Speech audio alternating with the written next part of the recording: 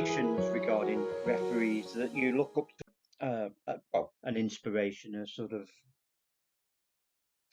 that you sort of try and mold yourself on, or just basically somebody you look up to and say, yeah, I want. In the earlier days, I want to be like him or her, or Well, it was never something that was on the cards. It was, Ross saw an opportunity, put me up, asked the question, or basically said, we've got our ref here, kind of thing. So I didn't look at anybody and go, I want to be like you. What I would say is once I'd started the 9-ball, I was drawn to the snooker because I'd been a snooker fan since I was a little girl anyway. yeah, And the main ref that was kind of in my eye line at that point was Jan Verhaas, because that was towards the beginning of his professional career.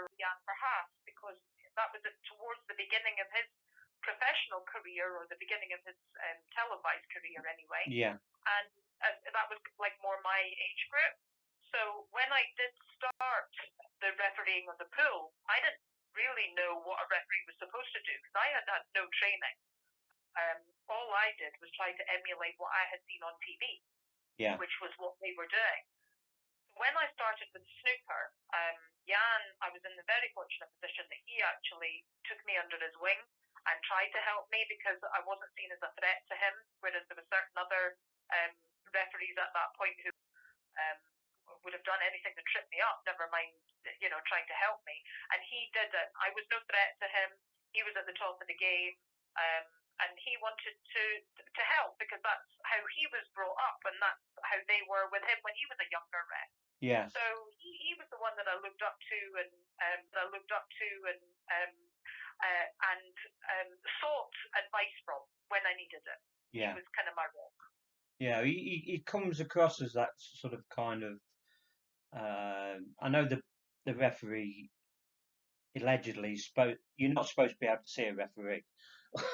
well, especially exactly. while the match. Yeah, but I mean, he's a big person anyway, but he seems very quiet on the table, but still gains the respect of the players, or has got the respect of the players as far as I'm aware. So yeah, he was one that I admired definitely as a young player. You know what? A sign of a good ref is if you're watching the game, whatever you are, whether you're in the audience or you're a player or you're sat at home and watching, if that ref is constantly looking at the table, that's a good sign. You can see the ref looking about and looking in the crowd and I don't know, looking at their watch and all sorts of different things.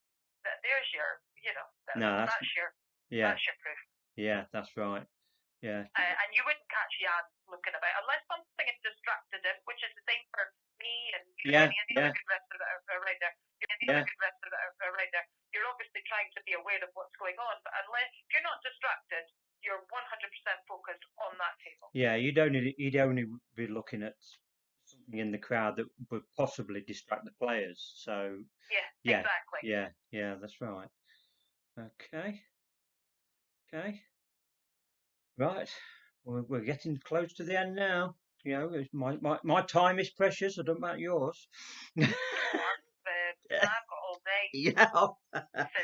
Says she. What rubbish. Yeah.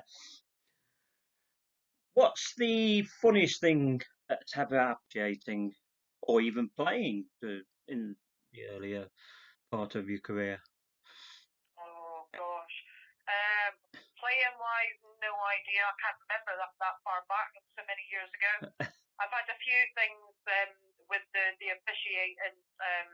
I've been the one that if I go to exhibitions or I'm at tournaments and folks still come up to me and go, "Oh, I remember when you picked the cue ball up off the table," and I know exactly what they're talking about with Stephen Maguire and Graham Dott in the World Championship. Oh my goodness, that was the most ridiculous thing, and at the time it was not funny. I wanted the ground to open up. I'm like, oh my god, what have I done? I can laugh when you look back on it, but not at the time. But yeah, that's the big one, the one that everybody remembers even now. Yeah. That was a lot of years ago. But Yeah. yeah, they've got a lot of memories. These fans, Oh yes. Oh yes. Yes. It's they always remember. You could have thousands and thousands of hours officiating. They'd always pick up on the one little. 100%. Yeah. Yeah. Any more for you, the snooker scene? Well, I'm still involved with snooker. I work for the seniors, the World Snooker Seniors. Yep. So we've got a number of events coming up with them. I think we've got about 6 in the year this year. So I still do that, and that's professionally. There's proper prior. And I still do a lot of exhibitions with legends of the days gone by and current professionals, depending on their schedules. Obviously, the actual tour itself is very, very busy.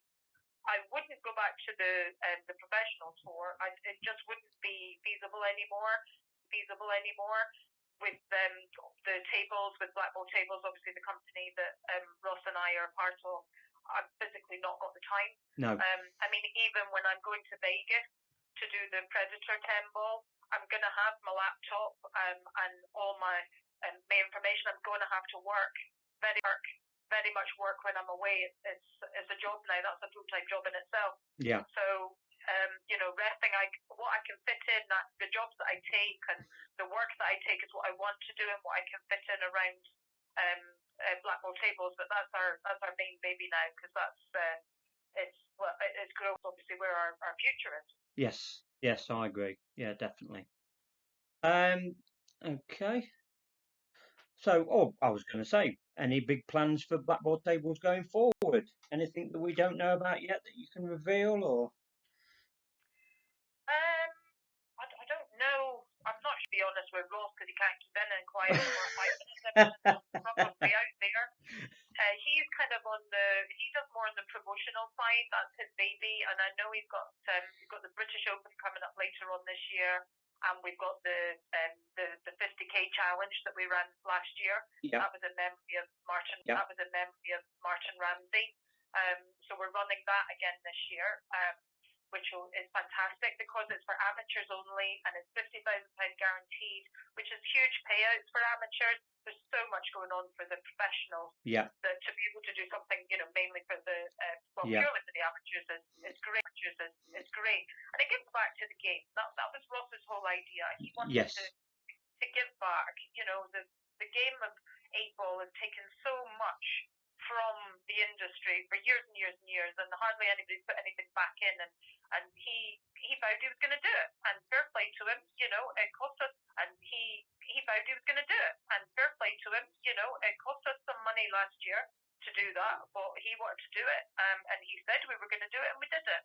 Yeah, so good. We're doing it again this year. We're obviously absolutely delighted that the Blackball International World Championships has decided to use our tables. So them for Australia, the elite tables, which is amazing. We're so made up about that. Yep. And realistically, we're getting out there. The tables are going to so many different places now in the world. It's unbelievable. It's like what you said before when we were talking. I think we pre-interviewed. You don't know where the world of pool is going to take you. No. And that's kind of like where we've been with the tables. They're going around the world now. And had you told me this a year to 18 months ago, I would have never believed you. Never. No. And it's so exciting. Yeah. I love it. It's exactly, apart from the time scale, it's with ourselves, like say 6 months, but we're involved obviously with Blackball Tables, with the 50k challenge. We're involved with that as well, or we're going to be. Also, I'm in partnership. My side of the group is in partnership with Blackball Tables as well. So, Black Championships for Blackball are in November. You've got the Predator 10 ball World Championships next month. That is your next big event. next month, is it? March? Yes, it is March. Yes, it is March. All right, I was just getting confused then. Yeah, and in fact, you know what? It's like a month today or something. Yeah, that's Yeah, I basically fly a month yesterday. yeah. Yeah, no, I'm excited about that. I'm excited about the event, and you know what? Usually, when you go into an event, it doesn't matter pretty much where it is. Once you're in the play arena, it could be anywhere. But there's something kind of nice about having to go to Las Vegas to work.